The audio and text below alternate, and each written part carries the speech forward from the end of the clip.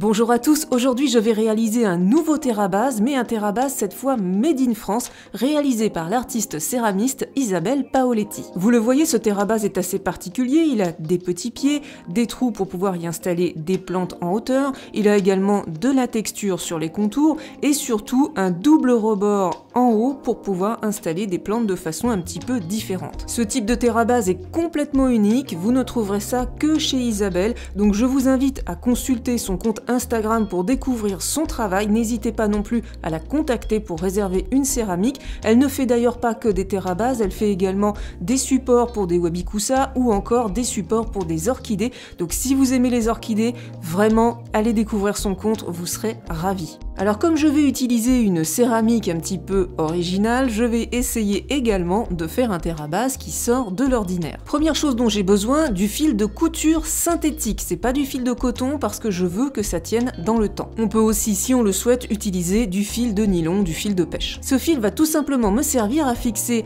ma mousse aquatique ainsi que de la sphaigne sur tout le pourtour de mon TerraBase. Pour ceux qui ne savent pas ce qu'est un TerraBase, il ne s'agit pas du tout d'un vase, c'est une céramique poreuse qui est censée imiter l'écorce ou le tronc d'un arbre dans une forêt tropicale pour pouvoir accueillir des plantes épiphytes. L'eau contenue dans le TerraBase va donc suinter tout au long de la journée, tout au long des semaines, pour donner à boire et humidité aux plantes qui sont accrochées sur son contour. Ici, j'utilise de la Weeping Mousse, une mousse qu'on utilise pour les aquariums, ainsi que de la sphaigne de Madagascar, de la sphaigne qu'on dit morte. J'ai posé mon TerraBase à plat pour pouvoir plus facilement installer mousse et sphaigne. Une fois que j'ai fini une ligne, je tourne avec mon fil pour bien la sécuriser sur le TerraBase. Ensuite, je tourne un petit peu le TerraBase et je fais une ligne supplémentaire. J'ai la chance d'avoir beaucoup de Weeping Mousse qui poussent très bien dans mes aquariums, donc j'ai beaucoup de surplus de mousse que je peux utiliser pour différents projets et notamment les TerraBase. Pour la sphaigne, je l'ai tout simplement commandé sur internet, je vous mets le lien dans la description,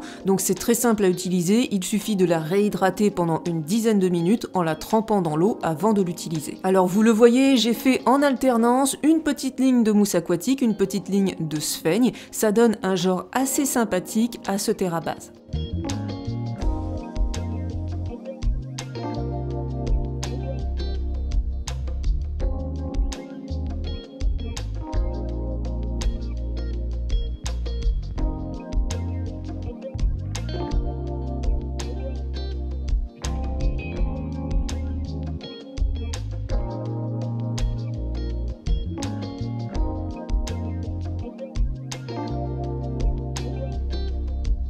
Pendant que j'installais ma mousse et ma sphaigne, j'ai aussi bien fait attention à ne pas obstruer les trous qu'il y a sur le TerraBase parce que je vais m'en servir pour mettre des plantes.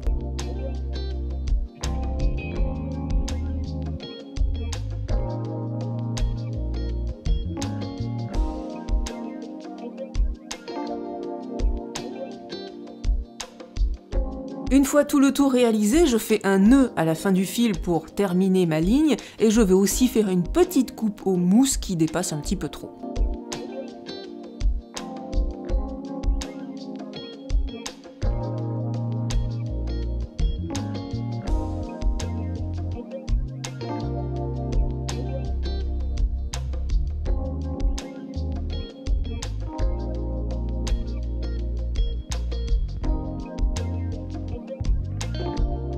Maintenant, j'ajoute environ 1 cm de sphaigne dans le petit rebord supérieur. Cela va me servir de substrat pour les petites plantes que je vais ajouter dans les trous latéraux.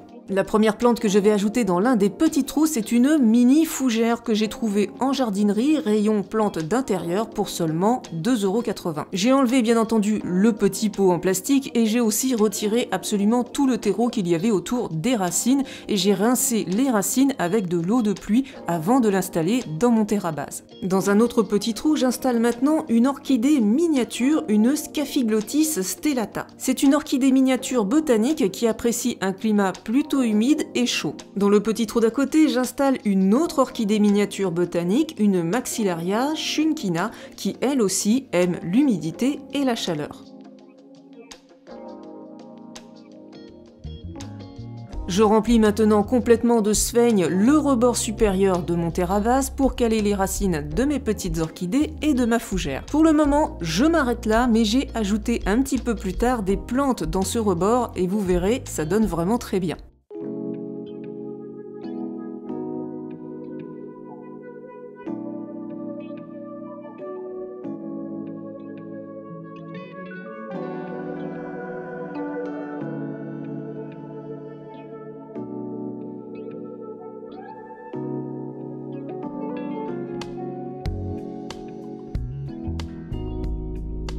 Je n'ai plus qu'à remplir mon terre à base avec de l'eau, alors j'utilise de l'eau osmosée ou de l'eau de pluie uniquement car j'ai des orchidées. Petite astuce en passant, vous pouvez tout à fait remplir complètement votre terre à base avec de la sphaigne avant d'ajouter de l'eau.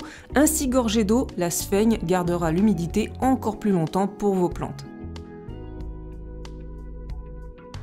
Et nous voici 3 mois plus tard avec ce même terre à base. Alors vous voyez dans quoi je l'ai installé, il s'agit d'un recyclage d'un aquarium, un Dennerlé nanocube de 20 litres. Comme ils sont fournis avec des petits couvercles en verre, ces petits aquariums sont parfaits pour installer des terres à base. Le seul élément technique que j'utilise, c'est un petit éclairage LED qui me permet de fournir un peu de lumière à mes plantes, elles en ont besoin, et ça permet notamment à mes orchidées de fleurir. Le gros avantage avec cet éclairage en particulier, le Aquael Lady Slim, c'est qu'il est très plat et ça me permet de le poser tout simplement sur l'aquarium dans mon meuble Kallax. En 3 mois, je trouve que ça a quand même bien poussé, la petite fougère forme de nouvelles frondes, elle se développe régulièrement sans trop pousser et c'est tant mieux. Mes 2 orchidées miniatures se portent elles aussi très bien et elles ont même fleuri chacune leur tour.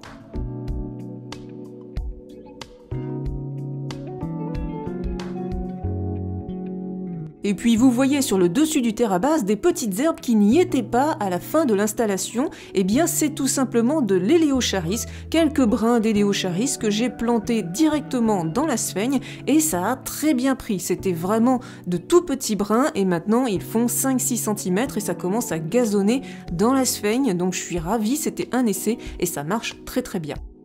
Et voilà, j'espère que cette nouvelle vidéo végétale vous aura plu. N'hésitez pas à mettre un petit like sur la vidéo pour me le montrer et pourquoi pas me laisser un commentaire pour me donner votre avis sur cette nouvelle réalisation. Et il ne me reste plus qu'à vous souhaiter une bonne journée ou une bonne soirée. Portez-vous bien, bye bye.